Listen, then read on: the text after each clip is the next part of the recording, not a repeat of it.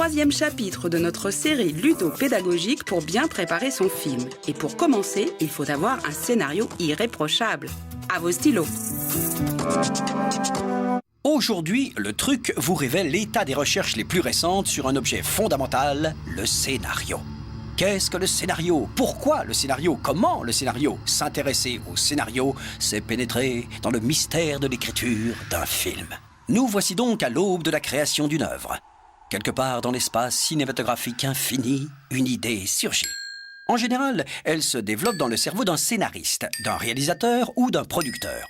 Si le porteur est sain, malheureusement beaucoup d'idées dévorent leurs auteurs, il va pouvoir communiquer l'idée et pour cela, l'étape incontournable est le synopsis.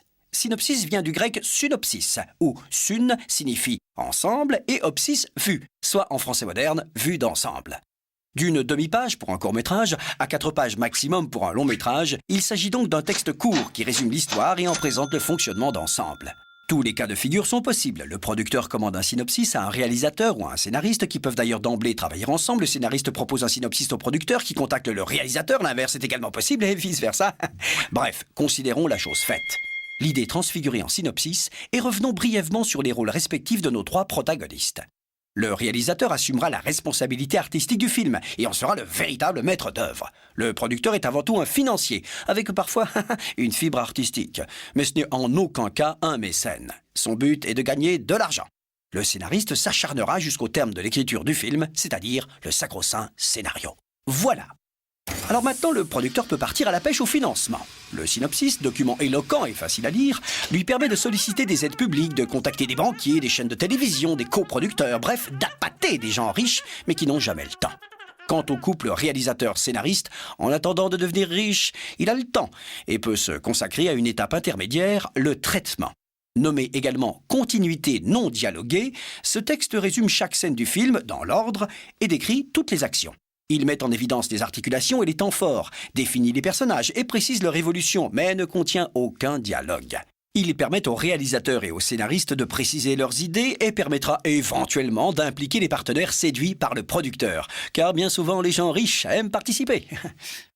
Le traitement ayant mis tout le monde d'accord, la phase ultime peut commencer, l'écriture du scénario. Alors, scénario, emprunté en 1764 par Beaumarchais pour désigner le canevas d'une pièce de théâtre, il signifie à l'origine au théâtre en Italie, décor, et dérive du latin scaena, scène. Il sera repris par Méliès pour désigner la description rédigée de l'action d'un film.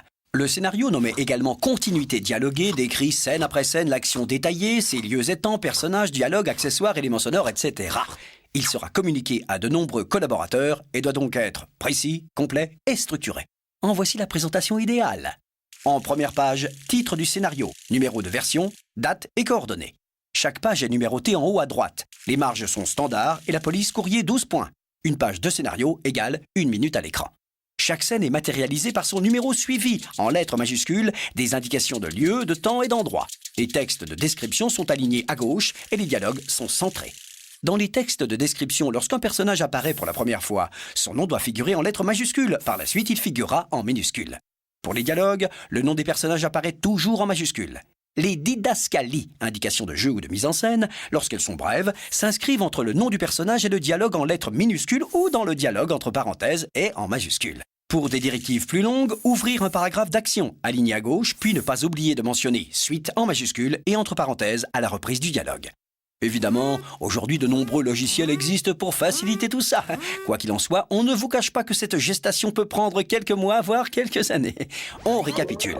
Le scénario fondement d'un film est l'étape ultime de son écriture et réclame des idées et une maîtrise totale de la mise en page. À bientôt pour un nouveau truc.